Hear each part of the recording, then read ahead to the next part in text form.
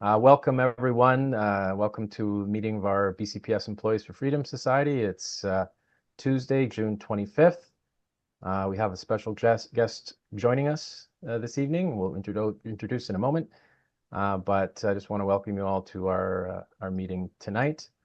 My name is Philip Davidson. I'm president of the BCPS Employees for Freedom Society, and we are a not-for-profit society of current and former BC public servants who stand for medical privacy and bodily autonomy. We advocate on behalf of BC public servants, especially those who have been put on leave without pay or terminated, punished for taking a stand for medical privacy and bodily autonomy. We are supporting legal action on behalf of all BCPS, BC public service employees who are affected by proof of COVID-19 vaccination mandates in 2021 through to 2023. And we are fundraising for class action litigation that has commenced. And we will have an update after our conversation with our guest tonight on the status of that legal action. So please stay tuned, and we will also take your questions and get into the details of where those actions are.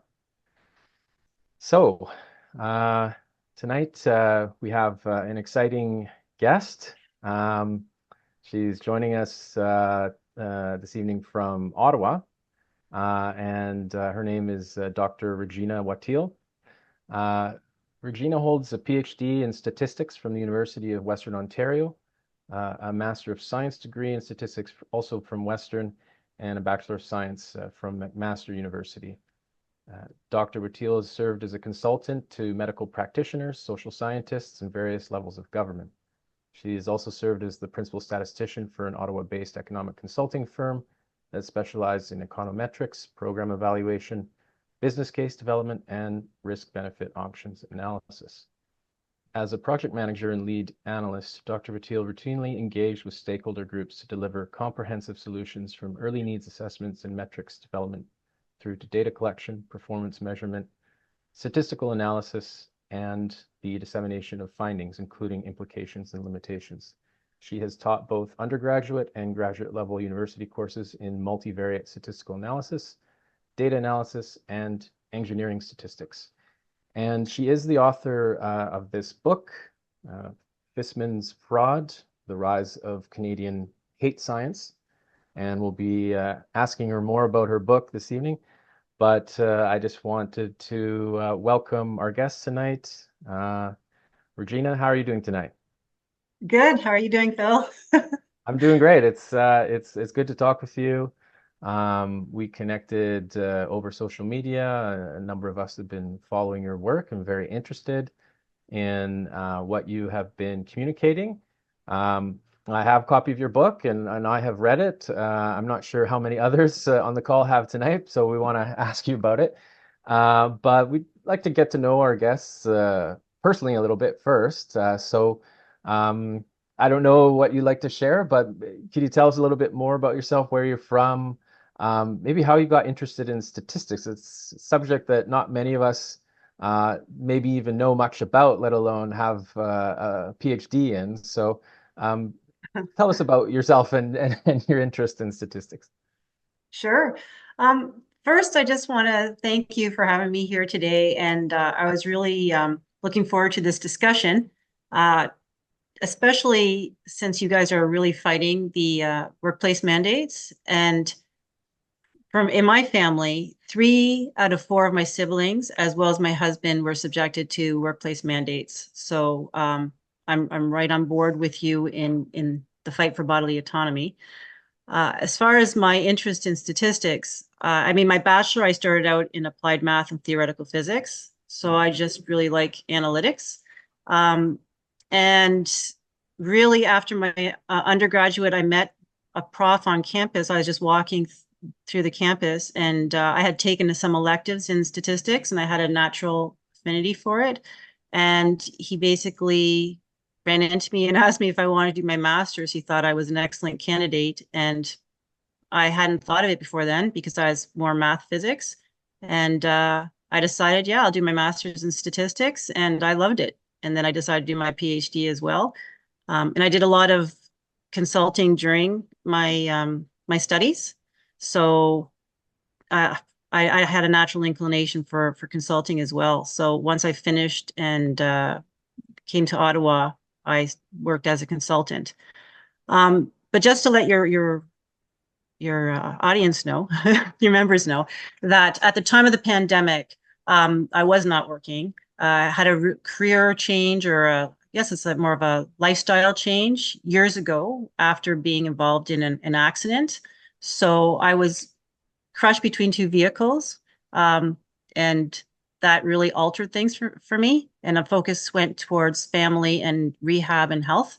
Um, and I'm good now. Like doing way better than they initially thought, like way better. So when the pandemic hit, the focus was on my family and health, and that's actually why I got back on the horse, I guess, and started doing the statistics again, because right away I could see the manipulation in the stats, and yeah, I had to speak out. So I don't know if that's Yeah, enough background.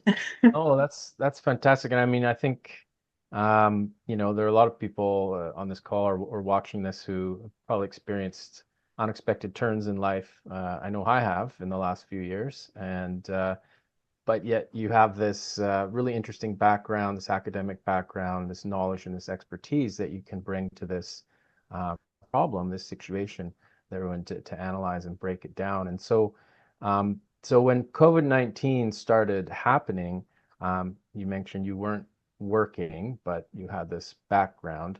And certainly statistics seem to be at the forefront of what many people were seeing or experiencing through the media. Seem to be bombarded with statistics daily, hourly, numbers, case counts, the effects of policies and lockdowns and things like that. Um, and what what did that have? What effect did that have on you, someone with your background in this field? What were you seeing, sort of, that kind of twigged your interest, or made you think something maybe wasn't quite right or all that it seemed?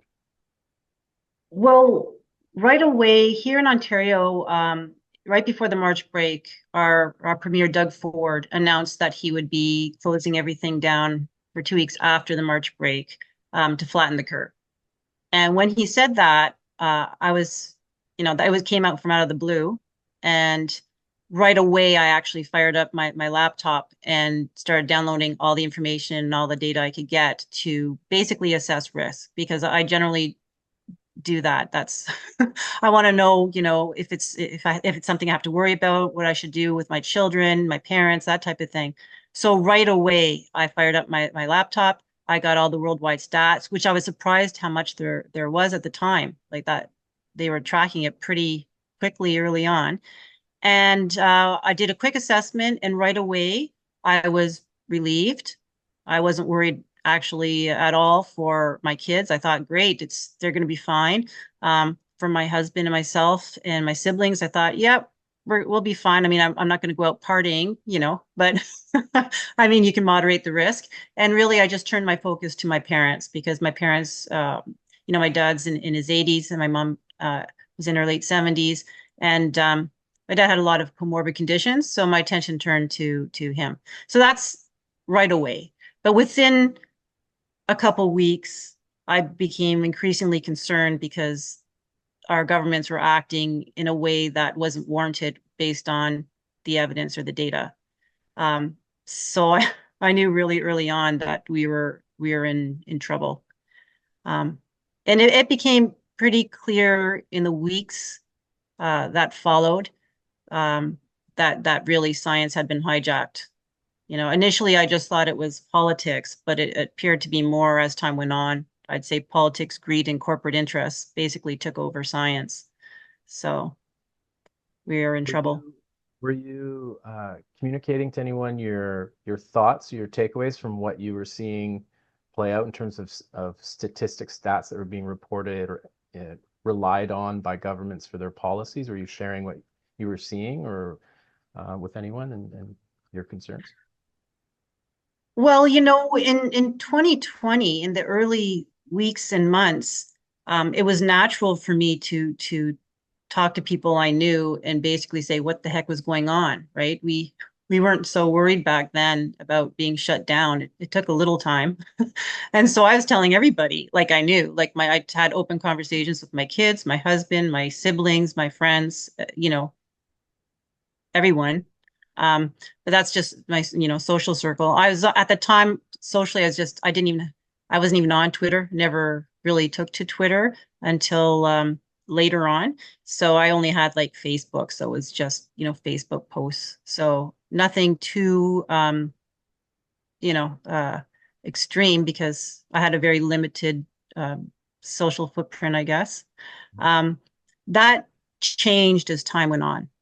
I became more and more concerned. And then once the vaccines began to roll out, that's when I got like really concerned. And even in 2021, when Trudeau announced that he was going to bring in vaccine mandates and travel restrictions, I jumped into the race to the the federal election race, and I had really no interest in being in politics prior to that, but I couldn't believe we were going down that path, and I thought I should fight it with everything I had. So Hmm. then I That became was extremely vocal. right. That in 2021 August, September 2021, that was the famous or infamous vaccine mandate election, Yes, where the prime minister ran on a platform of banning people who did not take the COVID-19 vaccine from travel, from planes and trains, etc. Um, that was also the time in October of 2021 that BC Public Service employees were informed that they would be required to provide proof of their COVID-19 vaccination in order to keep their employment. right. And that went into effect. And of course, in jurisdictions all across the country and in the Western world, this policy of no jab, no job seemed to have been rolled out in tandem with vaccines. Um, Right. so, So, sorry. oh, Yeah, just on my end, I was getting more and more nervous even in the spring of 2021 because at that point in time, there was talk that, oh, we would never bring in vaccine mandates in Canada, right? And as soon as they start talking like that, that's what's coming up because they were doing that a lot in the pandemic. It's like, what do you mean we'll never bring it in? Oh my God, they're thinking about bringing it in. And so I knew that I became very, very concerned in the spring. And then in July of 2021, before Trudeau even called the election and ran on the wedge issue there, my kids were given notice that they would need to take the vaccine in order to participate in sports. So I had two varsity level athletes in my house. My older two kids were in varsity athletics. They were extremely good, very competitive. Um, and they were told that they could not be part of the team and be part of the sports unless they took the jobs. So, there was a lead up into to Trudeau's announcement in our house, at least, that things were getting bad. And then, of course, when he did announce that he was going to run on the mandates, my husband's a federal worker, my brother is a federal worker, and I had two siblings. They weren't federal workers; they were in the healthcare system here in Ontario. So in Ontario, the government of Ontario did not mandate the vaccines; they left it to the hospitals to do it, and so a lot of the hospitals did that. So they did their own dirty work. So it was very personal for you and your family, and you're seeing all of this, and so in tandem, not just with the vaccines and then the mandates to require people to disclose their status and to prove that they've been vaccinated, etc.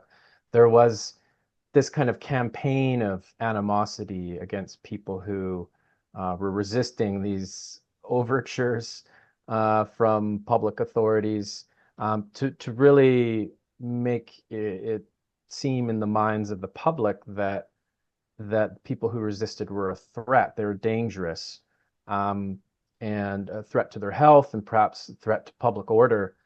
Um, And this was also kind of buttressed by scientific authorities, people who would present scientific studies and data or evidence that would purport to show that unvaccinated people are a threat, or were a threat to people. So we want to get into that because that's largely what your book is about, and focusing on sort of one individual who is, I guess, emblematic of that. And Right. so that's David Fisman. And so who is David Fisman and why is he important in this story? Okay, well, David Fisman, he is a physician of internal medicine, and he's a tenured professor at the University of Toronto. And I would describe him as Canada's frontman for pandemic modeling. He started modeling this pandemic early on. He got his grant, I believe, his first grant in February of 2020. So before the pandemic was called, he was already doing modeling. And he advised all levels of government, from municipal to provincial to federal. So he was also a very strong advocate for pretty much all government measures, from school closures to lockdowns to masking to vaccine mandates and passports and travel restrictions. So I'll get into a little more even about David Fisman as we go forward, because he was a central figure here in Ontario and across Canada. One thing I wanted to mention when we were talking about Trudeau, and you had mentioned how he went on this sort of campaign of hate against the unvaccinated. It was shocking at the time because a lot was coming out already in the summer of 2021 that these vaccines did not stop transmission. So when he was campaigning and this campaign started, at that time you were seeing massive outbreaks amongst mostly vaccinated venues. So you had some outbreaks in the U.S., in Massachusetts, where 75% of the people who got, I think it was 74% were amongst vaccinated people. You had a resurgence in Israel. So Israel was one of the first countries to vaccinate the majority of its individuals, fully vaccinate them, and they were already having a resurgence in the summer of 2021. And they even warned other countries that 2 doses wouldn't be enough, and they had passed their third dose in the summer of 2021. So there was a lot of evidence that things were not going well for the vaccines at that time.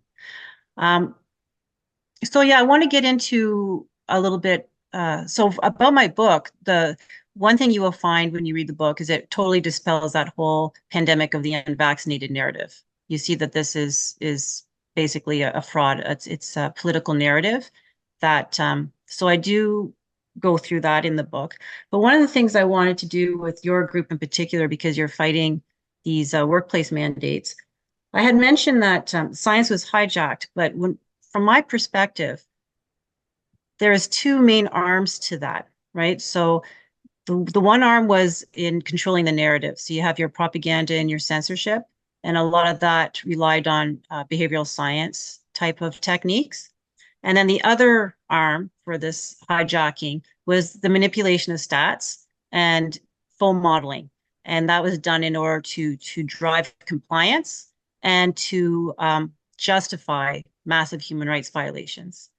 So I did put together a deck, if you don't mind me going through, because I would like to show some key manipulations that were made during the pandemic to show people how easy it is to tear apart their so-called science, as long as we are strategic about it. Is it okay if I share my screen maybe and show you some slides? I'm hoping it's not going to be too long, but No, please, let's do that. I think we are all very curious to see what you can show us about how statistics are used to manipulate people's perceptions or ideas or conclusions about things. And so, team, I don't know if we need to make Regina a presenter, but if we it's could. all good. Yeah. Okay, fantastic. All right, thanks. Please go So ahead. do I just, is it on my mine share a screen? Do I I just think press, so. Yep. you see this? Not yet. Oh,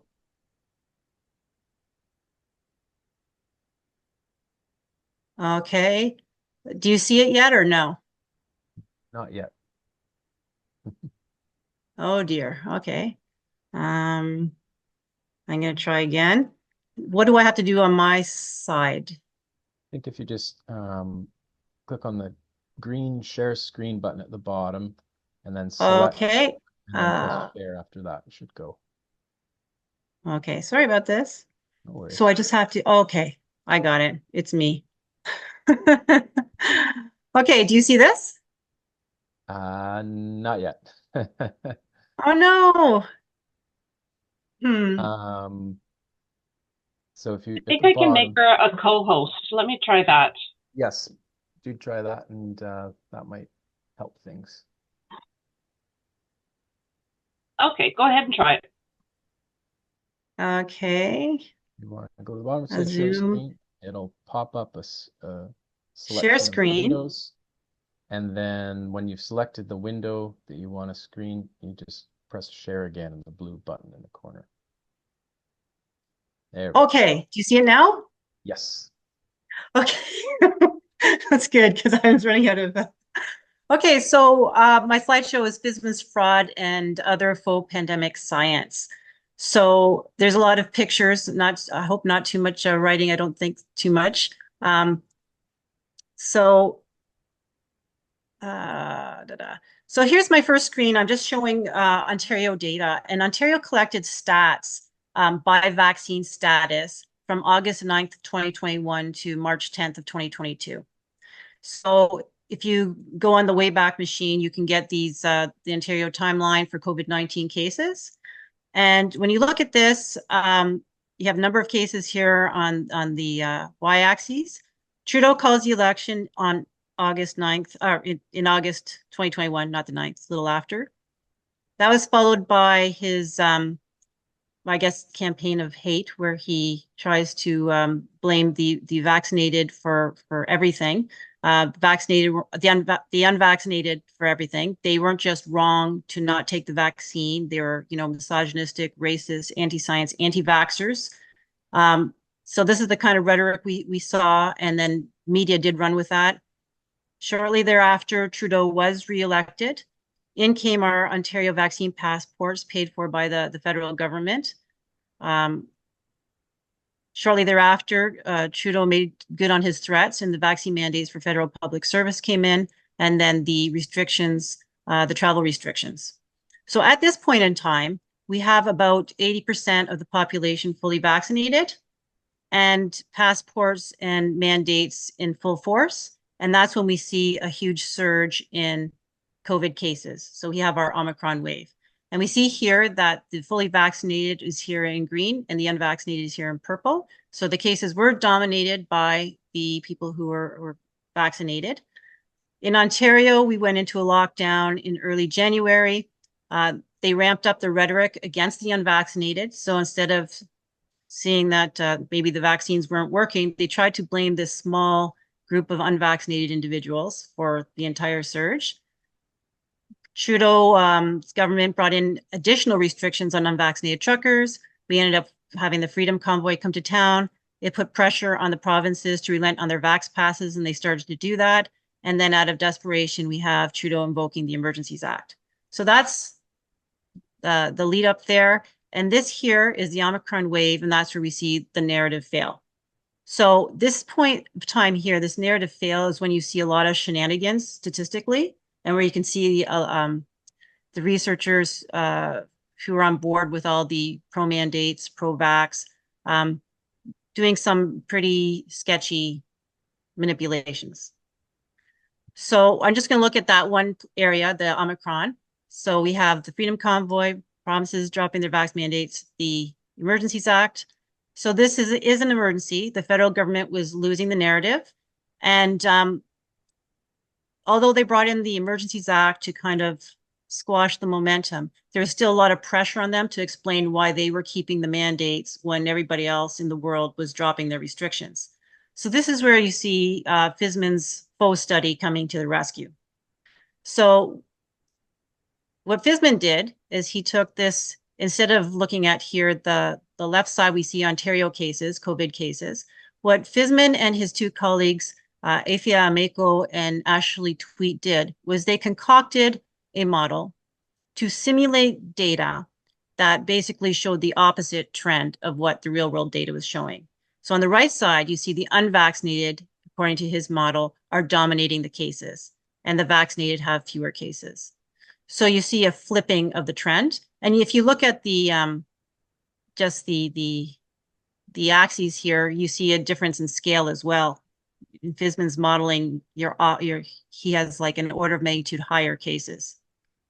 So these are case counts. So then when we look at the rates, we have this. So this gives you the COVID-19 rates per 100,000 population. And we say, even with rates, the vaccinated had higher rates than the unvaccinated, according to the raw Government of Ontario data. And with Fisman's study, he flipped that again, and you see the unvaccinated rates were way higher than the vaccinated, like 7 times, right? So the issue here is that the authors attempted to pass this off as a true reflection of what was going on. So that's considered fabrication. You know, fabricating data and passing it off as real or a true reflection of reality is considered fabrication. That's scientific fraud. And what happened is, within hours of this study, there was media reports all across Canada warning of the risks of merely hanging out with unvaccinated people. So the media really took this up. Also, within just like 4 days of this study's official publication, you had Liberal MP Adam Van Koeverden waving it around in Parliament to justify extending the federal travel restrictions. So it seems that this study was fit for purpose. And Regina, when did this study come out? So this study came out a few months after Omicron. So the Omicron wave occurred. Those graphs that I just showed you of real world data, that was available to the public. I knew about those graphs in January when they were happening, because that was when the Omicron was. So they had access to real world data. They weren't talking about that in Parliament. Instead, they waited till this false study came out, and they waved that around and said, look, the unvaccinated are a disproportionate risk to others, and we have to keep we should keep these travel restrictions. So this study came out in the spring of 2022? No, yes, the spring. So April 25th, 2022. Okay, so after we had the Freedom Convoy in Ottawa, and the Emergencies Act was invoked, and there were travel mandates still in place. And I think, as I understand from your book, other countries like in Europe, I can't remember which one, Switzerland or France, they had travel mandates as well, but they were dropping them at that time. But then this study comes out, and you say it was used in the House of Commons in Parliament to justify extending those travel mandates, which were right. But the other countries did not have restrictions for travel within their own country. They were traveling abroad, right? Here in Canada, we had it for just traveling even within our own country. So that was very different. Yeah. So yes, we were keeping Trudeau's government was keeping the restrictions and the mandates at this time. So I just want to show this next graph. So here I have the conflicts of interest and the influence diagram for Dr. Fisman. So I have Fisman in the center, and you can see that he is tethered to a lot of pharmaceutical companies. He has, there's Pfizer, AstraZeneca, Sequarius, like all these. He's also served on the advisory board for COVID-19 for several organizations. As I mentioned, he did advise every level of the government. And he was part of the Ontario Science Table for its first year. So the Ontario Science Table was an initiative. So if you look here, it was an initiative out of the Dalla Lana School of Public Health. And they were basically self-appointed table of experts that kind of injected themselves into Ontario's pandemic response. And they're according to their website, their goal was basically to filter the vast amounts of COVID information that was coming out in order to help guide the province and Canada with respect to COVID-19.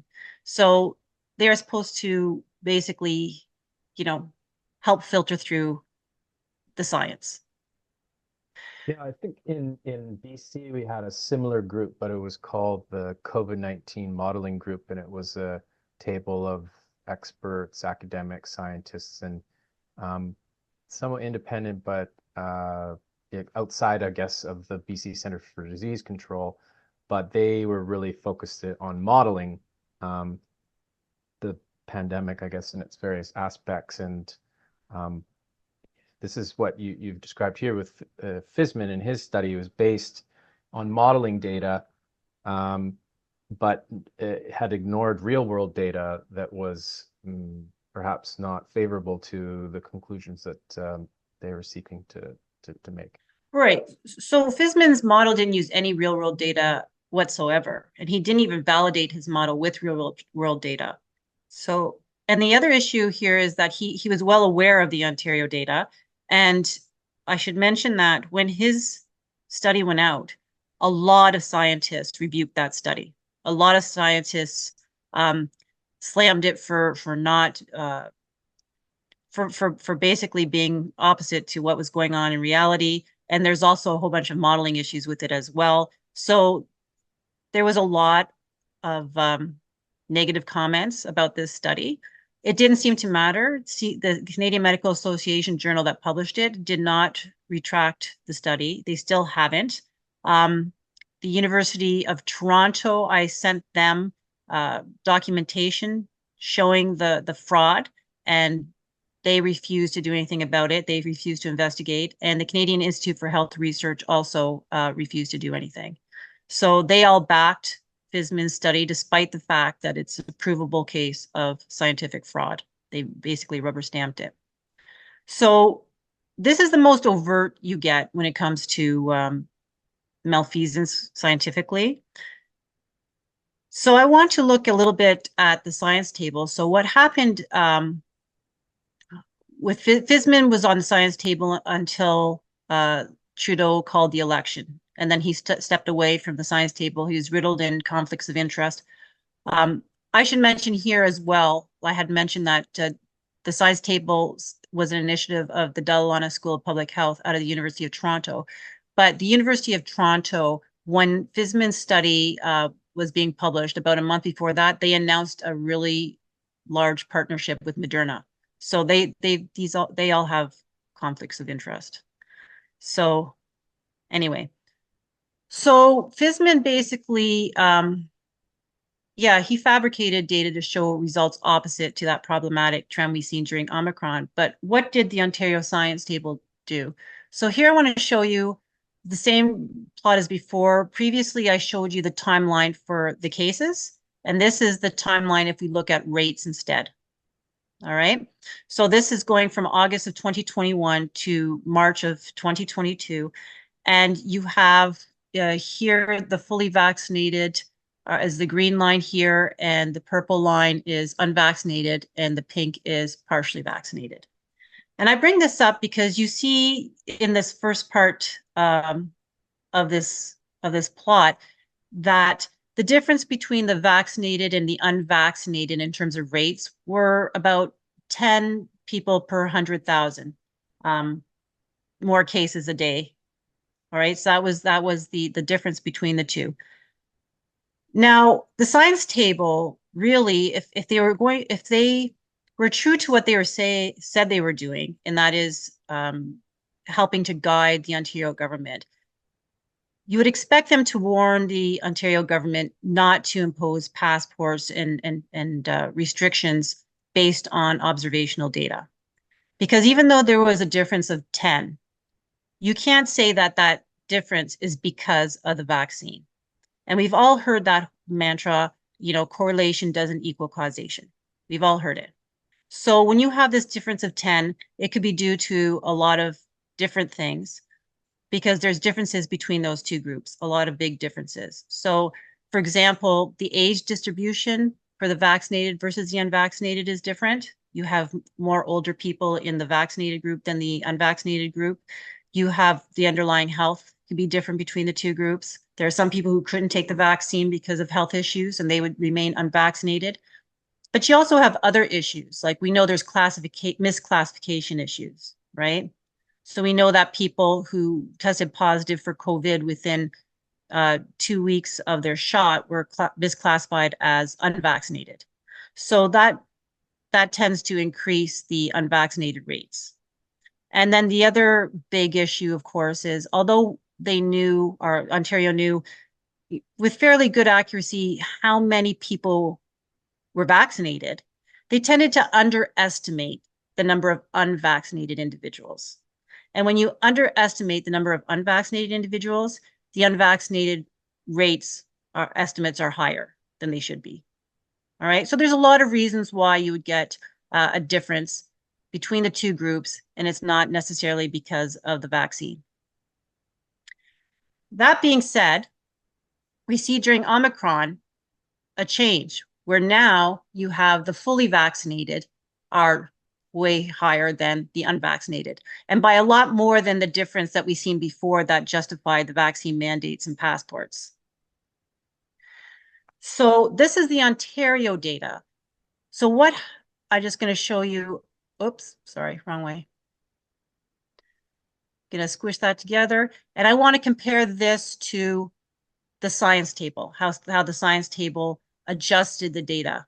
And I'll just do that here. So this is the same. This is Ontario. All right. All I did was make the lines darker so you can see it. So I've taken away the partially vaccinated and just looking at the vaccinated and unvaccinated. So this is the Ontario data. Narrative fail. That's the science table estimates. So just to make, so here's Ontario. And here's the science table. Do you see the difference? The difference? Yeah, it's pretty stark. But so how is that done? For those of us who don't have PhDs in statistics, how do people do that? Yeah, so here, and I'd say this is what I call the expert touch, right? So this was the problematic area. And now you have the vaccinated rates are always below the unvaccinated. So you don't have that little problem that sometimes they're above, right? Mm-hmm. And so what I mentioned before was, okay, so when looking at the Ontario Science Table, they're quite different in how they do things than Fisman. I found that Fisman is a little bit more blatant. So he created a model, he just made up data, flipped it and said, here you go, right? It's pretty blatant stuff.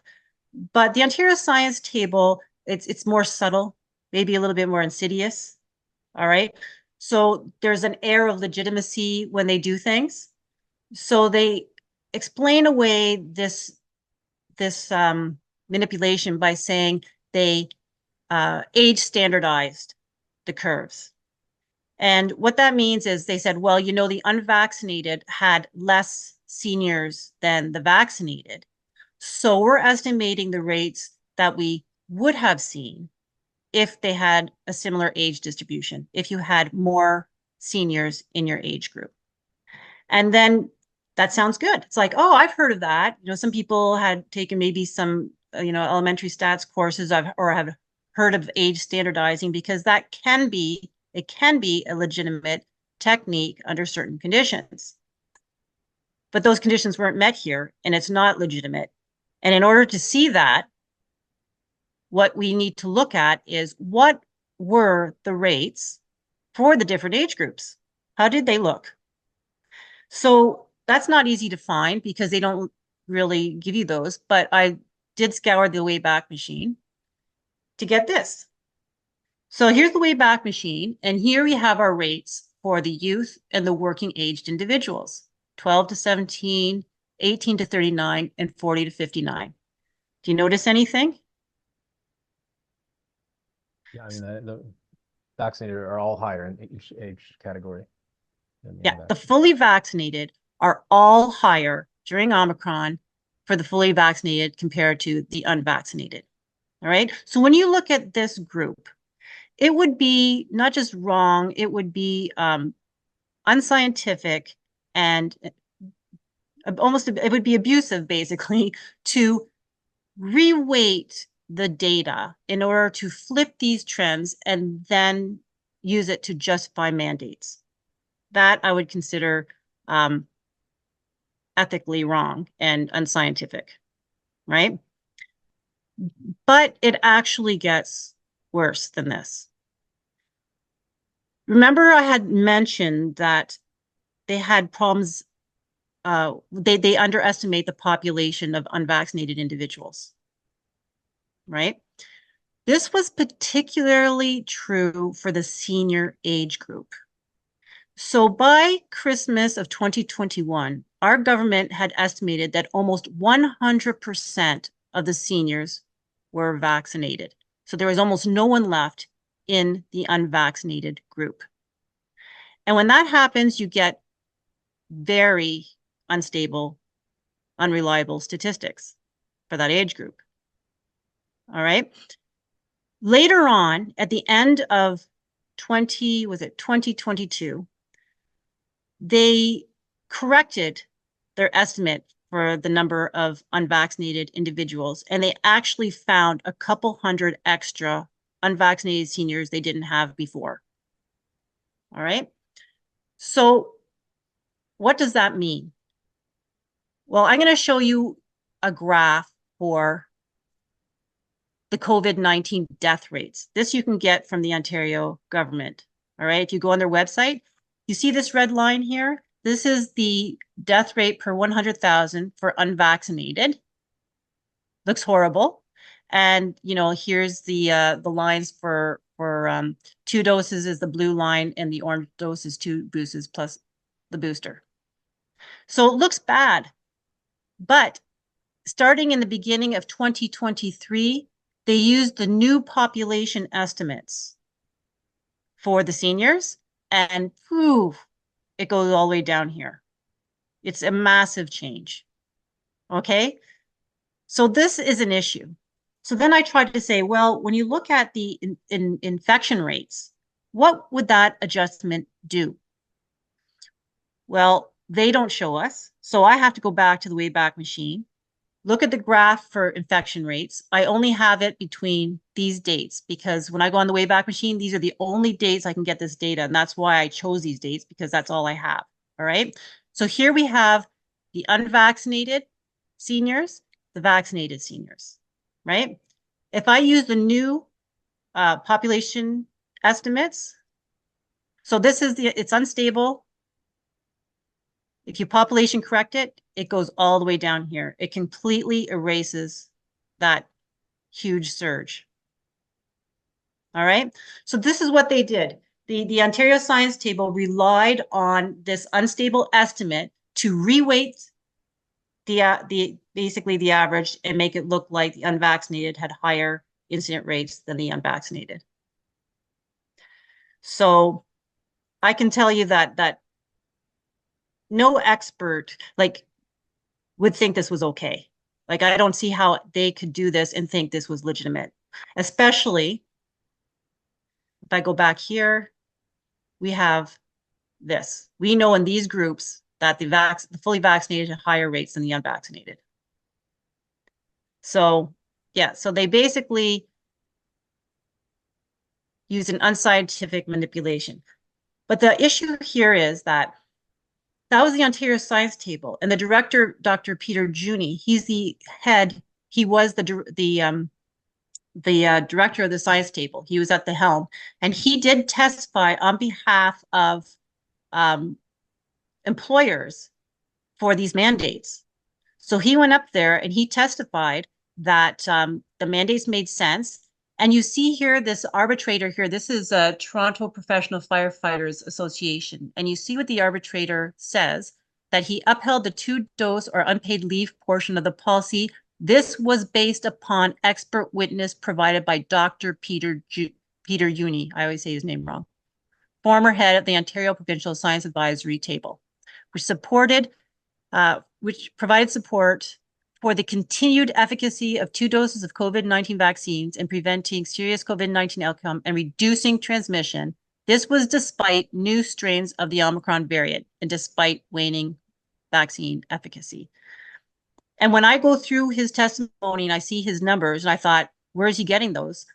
There was a reference in one of these reports to the dashboard, Ontario Science Table dashboard. That's what made me go look there, see the adjustment they made, and the numbers matched that adjusted number. So it looks like they used those fudge numbers to basically put the screws to working on vaccinated individuals. And then you have here, this is Toronto City versus the Civic Employees Union, CUPE. The evidence of Dr. Dubé and Dr. Peter Uni is not challenged by the union. They didn't even challenge this guy's testimony. And when you go through his testimony, there's a lot to challenge. All right. And this, I find this striking, that they said that the vaccines were the single most effective preventative and public health method for dealing with either the Delta or Omicron variant, and were so by a significant measure. And I'm thinking, how did they measure significance? There was no error bars in those graphs. There's no measure of uncertainty. It certainly couldn't show it was statistically significant. And in terms of practical significance, we all know, like, most people got COVID. So how good were these vaccines? It's ridiculous. So do you have any questions on that, Philip, or just? Yeah, absolutely. I've got a ton of questions, but I also want to let others ask their questions, but maybe I'll just ask one before we bring in some other folks here. And so you've very publicly called out some very influential people and institutions. You've alleged fraud. I mean, and hate science, which I think is a really interesting term, and worthy of exploration. But have you heard anything from any of these individuals? Have you heard anything from David Fisman or his representatives, or the University of Toronto, or the Canadian Institute for Health Research, the federal government that has funded this research, which has been used in this way?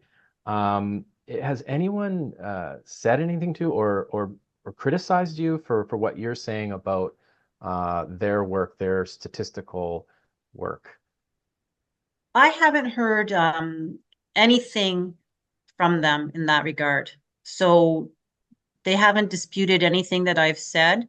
I haven't received any threats or court action. A lot of people ask me that, and I haven't.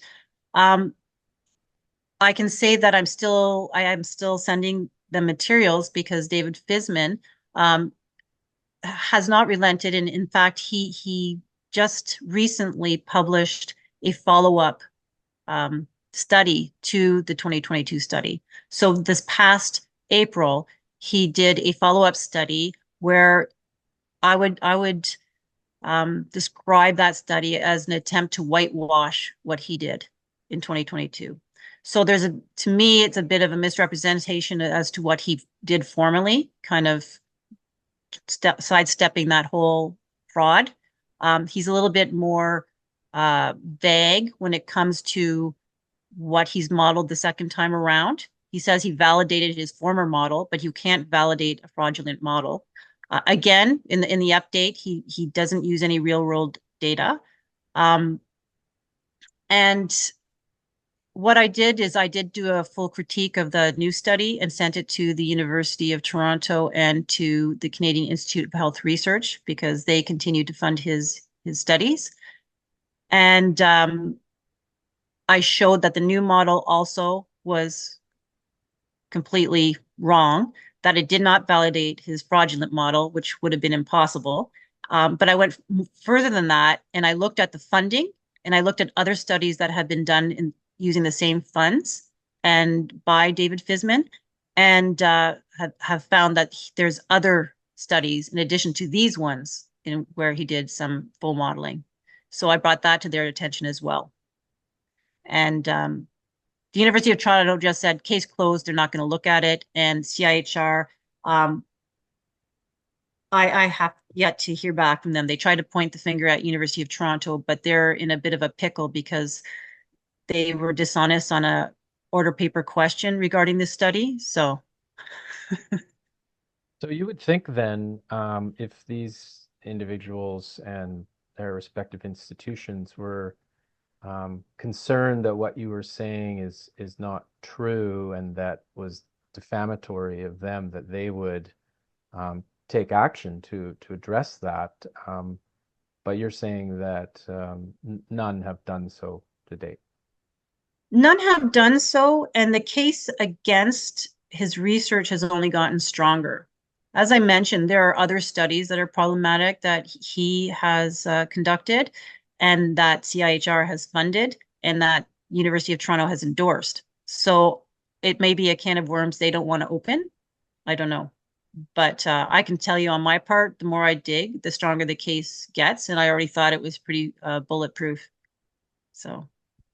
And maybe just a final point, like, so science is, based on this concept of peer review where, scientific studies or statistical modeling studies go through review of various different scientific peers to see if it stands up to scrutiny. You're not working right now as an academic statistician, but are you aware of any others who are and might be looking at this work and coming to the same conclusions that you are? Well, I think a lot of people, when they actually take a look at it, come to the same conclusions. The only statisticians I know of are ones like I know of Dr. Fenton in the UK, and there's a couple on Twitter that I follow and I communicate with once in a while that are retired. And I know a lot of experts in other fields that are critiquing this, but I don't understand where all the statisticians are. I got to be frank. I'm kind of surprised because this is a statistical game that's going on, and it's not even subtle. All right, like when I look at David Fisman's example there, that's fabrication. This one I call it fudging the data because they use data and they basically manipulate it with a unscientific reweighting to get the result that they want, and then they use it against people. I would argue that it's falsification, but for that argument, I would have to show intent, and I can make those arguments, and I probably will, because I don't see how a table of experts can do these manipulations unintentionally, but I would have to make that case. So you guys can help me to see if you're convinced based on these graphs.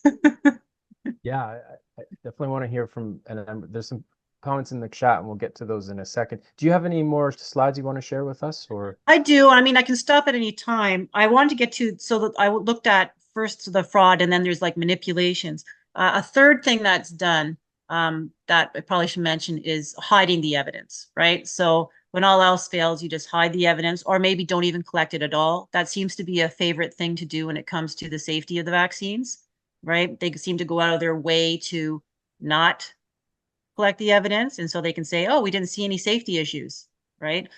So of course, with that's a harder thing to critique, but where you go with that is without the evidence, the onus of proof is on them to establish safety and efficacy, right? It's on them. So if they don't have the evidence, they can't make the claims. And they're making the claims anyway, which is what should be getting them in trouble, right? They make claims on safety that they cannot make because they haven't collected the data. And also when it came to mid and long-term safety, there was no data to collect because not enough time had passed. So for them to assure safety is absurd. But even with here, what happened after the Omicron phase, you see things got really bad. So they, like in BC, stopped collecting the data. It's like, oh, we're not going to collect this anymore. The manipulations are getting harder to make. So the first thing they did was in March, right at that time period where I said my graphs end, they did a couple things. One, they changed the classification so that they no longer separated out unvaccinated with partially vaccinated. They grouped them together. And then they had not fully vaccinated, vaccinated, and booster. And they followed that for a couple months. But when they did that, those who were boosted looked really bad in terms of infection rates. So in June, they just stopped altogether. And then also in March, they decided that they would change the methodology to count COVID-19 deaths. And this one really irked me because a lot of people were championing it, and a lot of people who were against the vaccines actually were championing it, but I don't think they understood what it meant. So we all know that when they counted COVID deaths previously, that they included a lot of incidental deaths where people died with COVID, but not necessarily because of COVID. And it was hard to attribute which ones were actually due to COVID because, you know, something like 94 or 95% of COVID deaths were amongst people who had at least one comorbid condition, right? And that wasn't a problem, it seemed, for the government and those collecting the stats when they wanted to show how dangerous this virus was. But once Omicron happened and you started seeing spikes in deaths amongst the vaccinated people, they decided it was time to change the way they counted deaths. And so that is a form of manipulation. You can't just change the way you count midstream because you don't like what it's showing. And that's what they did here in Ontario in March of 2022. And then, like I said, a little bit later in June, they stopped reporting cases by vaccine status. They stopped publishing it as of June 2022. And the funny thing, it's not funny, but at the same time, it's funny in that it's ridiculous. They tried to tell you that, up here, that as of December 2021, now remember what happened in December 2021. That's when the vaccinated cases all started looking higher than the unvaxxed, and the vaccinated rates were higher than the unvaccinated rates. They're telling you, as soon as that happened, oh, these data are no longer accurately depict the true infection in Ontario. Don't look there. So again, as soon as it's not favorable to them, they don't want you to look, and they're trying to discount anything that looks unfavorable. So I'm not sure what time I go on. I have more. I can stop here or I can show another one depending. The next one is more, I was just showing how these methods are versatile and you can use them for other things. Like you can use these methods, for example, in masking. So I do have a masking study, but I'm not sure if you want me to go through it or not. It's Well, let's maybe take a pause for some questions here, and then maybe we can get to those examples before they end. But I did want to ask, we have one of our members who was first a guest, like you are, who's written about this topic a fair bit and in the past. So it's Alan Castles, who's written, he's a health policy researcher and has written a number of books about the pharmaceutical industry and how they sell sickness, etc. And I did lend him a copy of your book to read, so I think he's read it. And I was wondering, Alan, if you had any thoughts about what Regina's been talking about here tonight, and any questions about her work. Yeah, I mean, it's a great book. It's everyone should read it. It's so frustrating to see what happens though when people blow the whistle. I just finished reading this book as well, Carl Elliott's, called The Occasional Human Sacrifice. It's a gripping read as well about the price that people pay when they become whistleblowers. And typically what happens is that the whistleblower gets, even though they're presenting the truth, oftentimes it ruins their career, they get discredited. And the people who they're blowing the whistle on go on to get Nobel Prizes and promotions and so on. And I see the same thing in your case where nobody's touched Fisman. The guy should be in jail. And yet, you know, the University of Toronto, the Canadian Medical Association Journal, CIHR, they're all closing ranks behind him. I mean, all of those institutions should have a serious inquiry into what he did. Why do you think they're successful in keeping this, you know, out of the news and so he's not actually paying for his crimes? Well, not only is he not paying, he now leads the modeling in the Institute for Pandemics. So he's going to lead the modeling in future pandemics. Yeah, which is pretty scary. I've been looking at more and more of his models and how you can really misuse them, especially when you come to things like climate change and the climate change crises. I mean, they're already using a lot of those techniques for that. You can see a lot of influential people seem to be foaming at the mouth right now with this bird flu. So, you know, we really have to crack down on this hijacking of the science. They're not going to go after Fisman. There's a lot of reasons not to go after Fisman, and one reason, of course, is that Fisman is trying. What his work attempts to do is to justify vaccine mandates in general. That they really shouldn't be considered an individual right because it impacts the greater community. But the data didn't agree with that narrative. And if you show that they basically, he and his researchers were willing to commit fraud in order to prop that up, that's devastating. And it also shows that the whole justification for taking away that individual right isn't there. In fact, what Omicron shows is they should never have the right to take away your bodily autonomy. Right. The opposite actually happened. But so it's not just Fisman who's implicated. It's the University of Toronto, it's the CMAJ, and it's the Canadian Institute of Health Research. They're all involved in this. They got their fingers in this, right? Yeah, they're all that's the problem. They are now they've shown when they gave this the rubber stamp, they basically shown that they were complicit in this. Yeah. And then the more you look, especially at University of Toronto, it looks really bad because the Ontario Science Table, a lot of the members are also from the University of Toronto. And the University of Toronto has that huge partnership with Moderna. So yeah, they're terribly implicated. Yeah. And then when you look at CMAJ, I mean, I go into the book about how it looks like they played an active role in actually a lot of the problematic statements in the study. So instead of making the study, you know, less problematic through their peer review process, it became more problematic. So that doesn't look good on the journal. And then CIHR, that's really bad. The funding agency, the Canadian Institute of Health Research, what they have done, okay, is I sent them a lot of documentation proving the fraud. Right. And instead of investigating, they actually increased the timeline available to Fisman to withdraw funds for future studies. All right. So they continued to fund more studies and gave him more leeway with the funding. And because they did that, he actually, he had several studies funded that were published in the last few months that, again, showed, you know, fictitious modeling. And this was done for masking, for example. Yeah. So can I just say one other comment, more of a comment than a question? That is, I looked at the Fisman study in the CMAJ. It's still there. Anybody can take a look at it.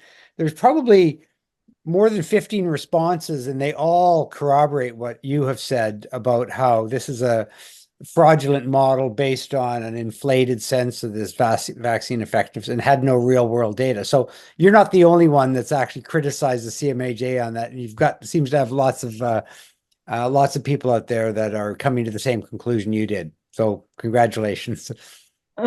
Thanks. But the issue, of course, isn't that like it was obvious. That's the problem. This study was so obviously fraudulent, and it's so obviously provably fraudulent, and yet they're still backing it. So if they can't even investigate this obvious case, what are they willing to investigate? Absolutely. And I don't think any, right?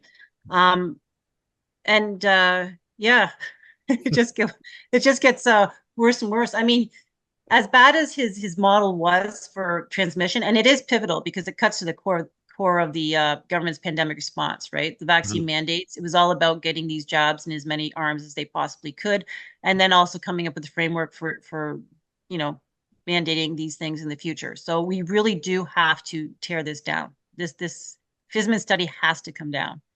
And you see this even more with his update, where they try to whitewash this study and make it look like it's more legit. And this is the thing that I always, you know, when I talk to some scientists, I say, you know, you have to be careful in your criticisms in that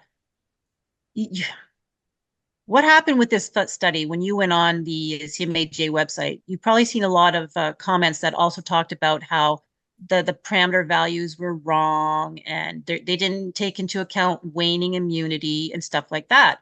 Yeah. That's all true. It's all true, but it's secondary to the fraud. Yeah. Right. Yeah. And what happens in the second, when they update the study, is now the author's going like, oh, we hear you. We're going to put in waning immunity and we're going to change a couple parameter values. Look, we fixed it. It's all good now. Right. So that's kind of what they tried to pull the second time around. But what they did was just actually make an even worse model, and they still didn't use real world data. So now I had to go in and tear that down. And it's not hard to do, but you have to do it, because otherwise they act like they, made the necessary changes and we're all good to go now. So that's basically where we're heading.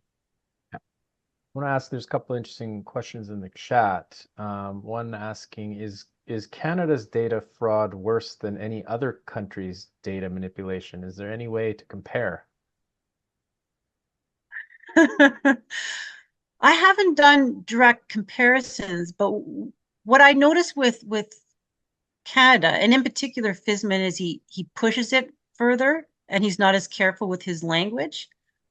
There's something called plausible deniability, and I don't feel he has any at this point. I mean, it's overt fraud. So we tend to push things a bit further, it seems to me. And another comment question reads, I read your book and saw the redacted interview. The book exposes many layers of complicity in the Fisman fraud. It's disturbing, and I wonder how any trust can be restored. That's a very difficult one, because the more I look, the more they dig in their heels. And they're doing a lot of damage to people's trust, but they're also doing a lot of damage to our fields, right? I mean, they're epidemiology. I mean, they're giving that a very bad name. Mathematical modeling. I mean, a lot of people aren't going to trust models anymore, and it's a shame, because when you do these things correctly and you do them scientifically, they can be valuable tools. But when you misuse them, like they are here, it's extremely harmful, and people won't trust it anymore. And statistics, my goodness, it's sad to say that what they're doing is statistics. This is just manipulating data. That's not what stats is about. Stats is supposed to be a tool for finding the truth. But a lot of the issue really is in that there's so much censorship, and the censorship was needed because these tricks are so easy to show and their science is so easy to disprove that they basically had to put in a lot of censorship in order to keep this narrative alive. And so really you wouldn't have this kind of fraud and manipulation, I think, if you had if the censorship was gone. So that's Well, that's an interesting point, because now that the censorship has maybe waned a little bit from the height of COVID-19, we're able to have conversations like these and record them and put them out. yeah, but more rules have come in to get us in trouble. Like there's more laws coming in that are censoring it, and certainly the peer review process is compromised. So I don't see the censorship actually getting better. I see it. There's more regulations, if anything, right? Sure. You had mentioned a moment ago that you have some slides about showing the tricks, and maybe that's the one of the best things we can do. It's just like, I guess, revealing a magician's tricks. Although the magician would hate that, because they kind of ply their trade on being able to pull a fast one on people. But could you show us some of those techniques? Okay, I'm just going to go with the masking because it's timely. If you don't mind, I'll go into, okay, so this is my pandemic science, manipulation of stats, fraudulent modeling to drive large-scale compliance, extortion. Those are my three things that I put them into these groups just because of how the first one is obvious intent. The second one, you have to show intent. And the third one is harder, but you have to look at onus of proof. I'll just go to my masking.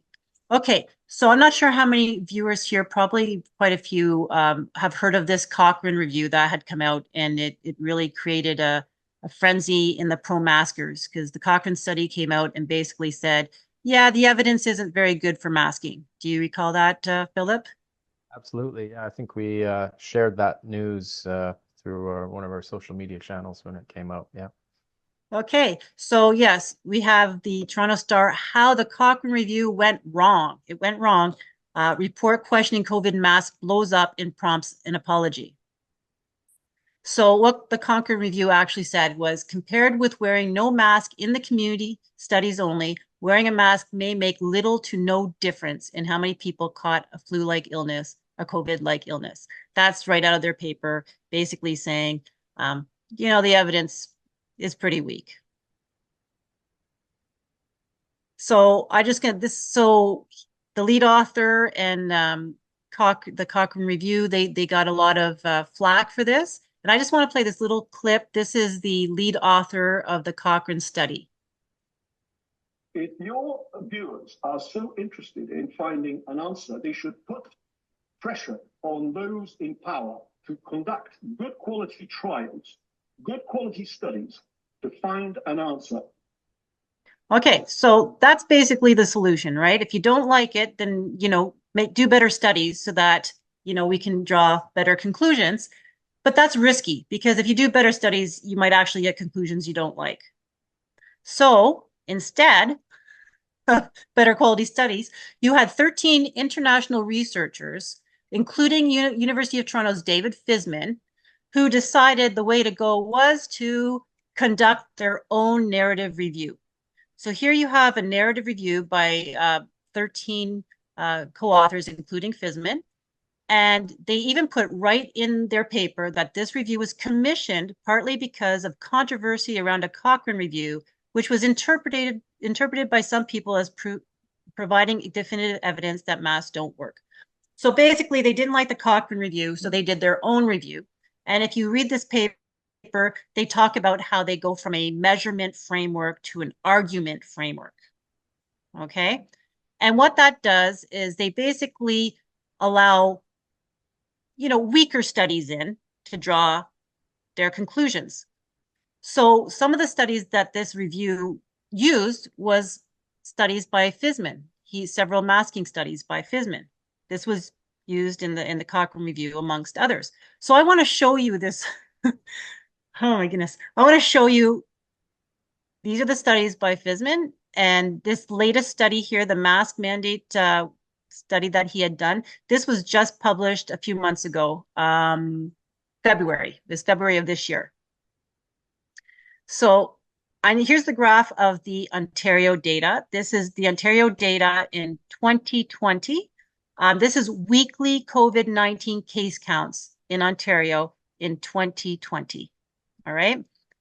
And in Ontario, in the first half of 2020, there was no mask mandates in the municipalities. And then in the summer, we started getting mask mandates coming in throughout Ontario.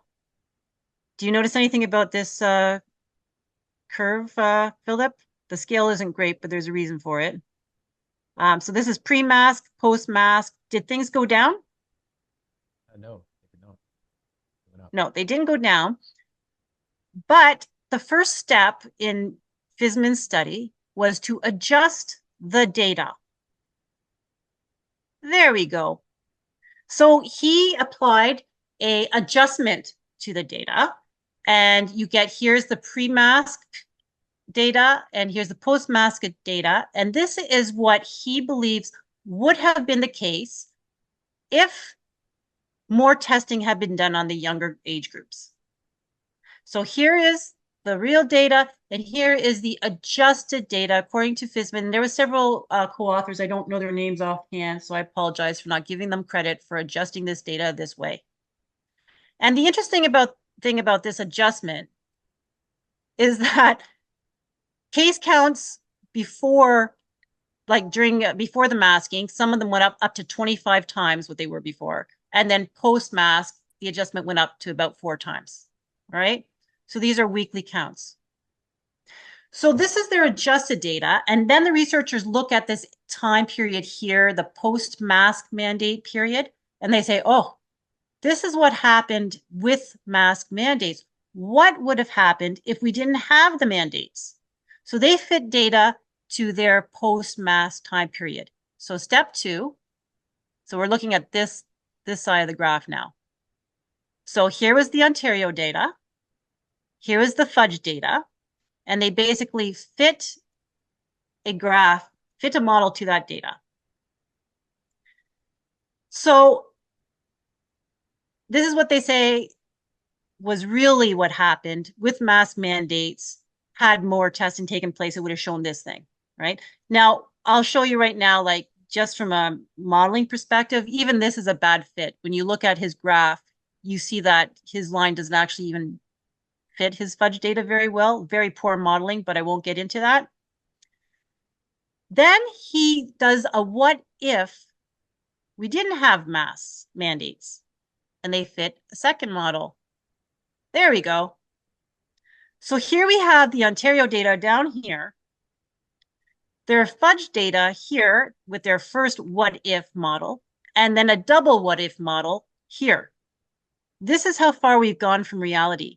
This is I can't even describe how absurd this is.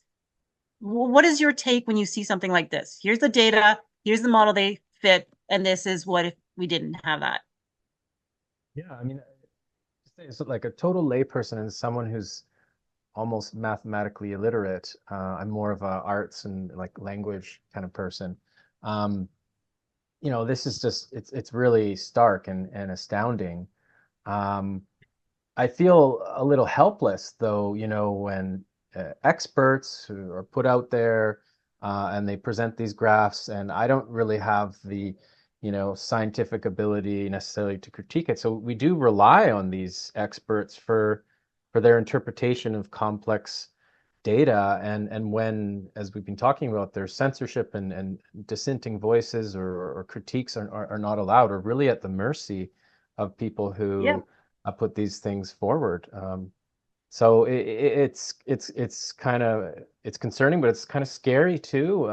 But I also very grateful that we're still able to find individuals like yourself who are able to kind of put these things into perspective or help us put them into perspective. Yeah. Well, I'll tell you this, Philip, it is scary because this is absolute nonsense. When I see this, I'm like, the person who doesn't know any stats or anything, they're looking at this and it doesn't make sense to them, but they're like, but I'm not a stats person. Is this even legit? And the answer is no. It is so absurd. And this is put in a peer-reviewed journal and it passed. And I'm thinking, how? But when you read that article, there's a whole bunch of mathematical equations and they explain a bunch of things. It's very convoluted. It took me a long time to go through it to try to figure out what they were doing. And then I figured out it's complete and utter garbage. It's complete nonsense. Here's another thing. Like, I won't get into like how, from a mathematical point of view, they do things that I've never seen done before. You look at this orange line, okay? They fit a cubic temporal trend. What this means is if you would have extended this out to like 2024, we'd be lucky to see anybody alive. I mean, really, it just keeps going up to the moon. It's so ridiculous. Obviously, you can't extend it outward because it's ridiculous, but that just goes to show you how completely absurd this model is. Now, these are weekly case counts. They go further and they look at, oh, we saved that many cases.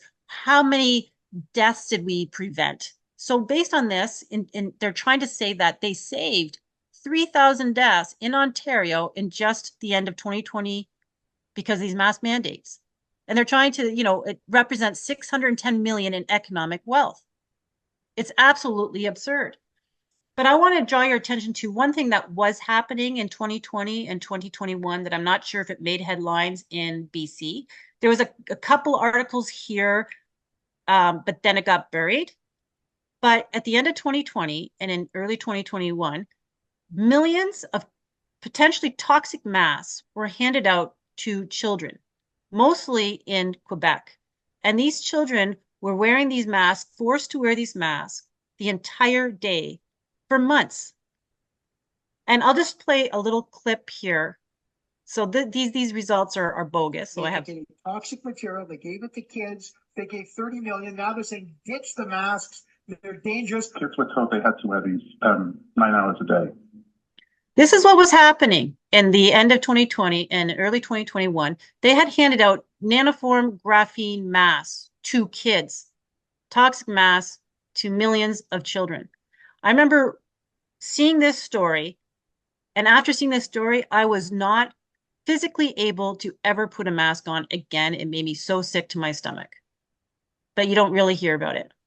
Anyway, I'll just end with that. They continue. So sorry. Oh, thank There we you. go. And maybe, you know, kind of bring it full circle, like you mentioned the title of your book and all the examples that you just showed us about how statistics can be manipulated and used to not represent the truth. You've sort of described this as hate science.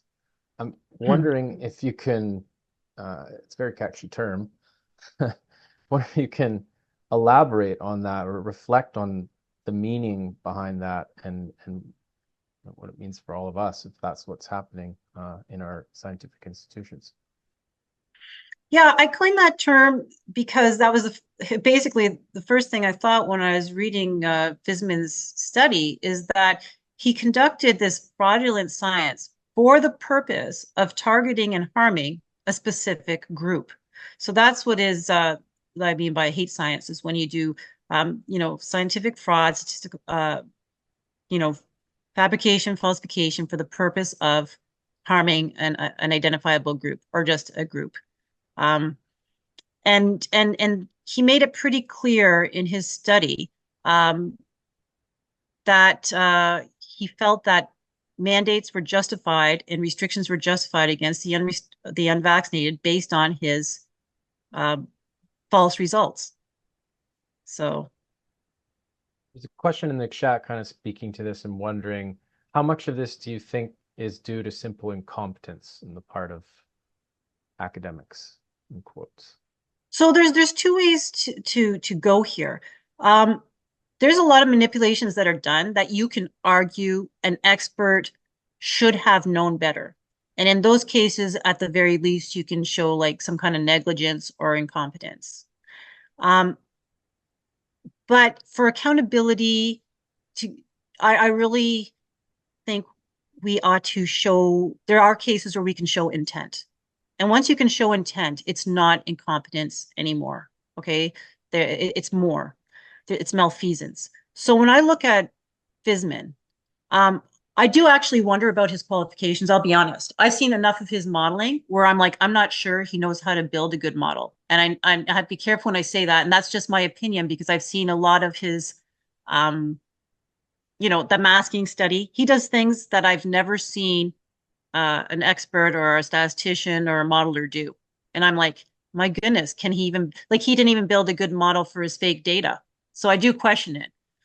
But the actual fraud, making up data and passing it off as you know, reality, you know, that is intentional. So you're beyond incompetence there. There is intent there. I mean, he could be both. I'm not going to rule it out, but there is an intention there when you commit fabrication. And the other thing is that I had given them so many opportunities to save face, right? I wrote a lot of letters. They could have changed course. They could have clarified that it was just a model and it didn't reflect reality. They could have made these corrections and they chose not to. Instead, they doubled down. So when you do that, no, it's not just incompetence. When you go to, like I said, with manipulated data, now you have to show intent and not just incompetence. So you want to take, to me, the most obvious examples. But then again, once it's brought to their attention and they don't change, that tells you something. If it's just incompetence, why haven't they changed? Because it's intentional. So country, in a number of court cases that have been challenging various COVID-19 era mandate policies and so forth, the courts have been very quick to take judicial notice, as it's called, of the facts, especially around expert sort of reviews of the pandemic and so forth. And so, what's your take on that? Has the evidence been adequately evaluated, particularly in the legal context? Well, no, they definitely don't want to see the evidence. I mean, it seems like there's a great effort to not hear the evidence. You've seen this especially with the lawsuit for the travel restrictions. They had a lot of evidence showing, well, there was a lot of evidence showing that the government had no evidence, no scientific evidence, and they weren't able to present their case because the courts decided it was moot, right? They don't want to see it. And also when you look at these tribunals that are going on, a lot of these workplace tribunals are going on with these adjudicators instead of going to the courts, right? So they're handling it outside the courts. And it looks like whenever there is any kind of leeway or uncertainty, they rule in favor of the measures, right? So they get, and that's another thing when I look at this, it's important to be strategic when we fight these things. When you look at Fisman, the really good thing about Fisman's case is that there's no study that can save it. There's nothing that other experts can say. There's nothing any other studies can say that will make what he did okay, right? So in that case, it should be a lot simpler than a much, bigger thing that you're trying to prove. So in British Columbia, maybe this will be one of the last questions for you because we've been going for about an hour and a half, but British Columbia, we still have mandates in place. Our provincial health officer in October of last year reissued a new order, reiterating her earlier orders that all healthcare workers in BC's public healthcare system were required to prove the initial 2 doses of a COVID-19 vaccine, the mandate that was put in place 2 years before in 2021. And in that order, again, repeats the claim that unvaccinated people are a threat to vaccinated people. And so based on your review of all of the evidence and data that has been amassed in these last 3 and a bit years, are unvaccinated people a threat to vaccinated people, and have they ever been a threat to vaccinated people? they have no basis for that claim. It's a complete fraud. It was based on politics, I believe. I mean, Trudeau was saying these things at a time where it was known that these vaccines not only did not stop transmission, but now it looks like it's possible it's making people more susceptible. So many studies have come out in the other direction. So you do have to be careful with any observational study of the inferences you make, but there's clear evidence. Like the evidence shows they were wrong. They were wrong. They have a real problem when you actually have vaccinated individuals with higher rates than unvaccinated. That is a real problem for them. For them to go out and now try to say that the unvaccinated are a risk, that is absurd. It's unscientific. And the courts, you do really have to question whether there's any possible way of fighting it through the courts. But really, I still give it some chance because for the most part, they've been keeping things away from the courts. But no, they cannot say that unvaccinated are a greater risk at all. That is a complete fraud. That's why Fisman stuff really has to be taken down. And not just Fisman, like I said, there's ample evidence now against the Ontario Science Table.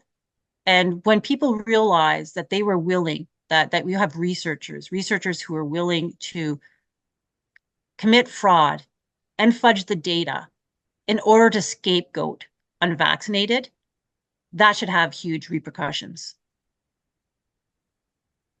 Well, Dr. Watteel, Regina, thank you.